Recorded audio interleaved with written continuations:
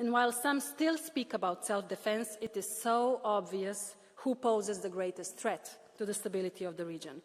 The Middle East is gripped by conflicts, genocide, suffering, injustice, driven not by ancient rivalries, but by ongoing impunity, military aggression, and systematic denial of human rights. Israel's ongoing assault on the people of Gaza, the legacy of its attacks on Lebanon, and its aggressive posture across the region are not isolated incidents of self-defense. They form a broader pattern, seriously threatening regional security. This time it's Iran, with an important addition: Washington's, or rather Trump's, footprints all over it, furthering escalations with ominous messages. Yes, Iran is an important Russian ally, but violence is never a solution, is it?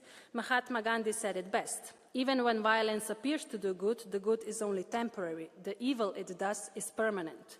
And while some still speak about self-defense, it is so obvious who poses the greatest threat to the stability of the region. So if the EU really wants a peaceful diplomatic solution, then it's time to finally draw the line against this aggressor too, starting with the suspension of the agreement with Israel and with respecting the ICC ruling now. Merci beaucoup.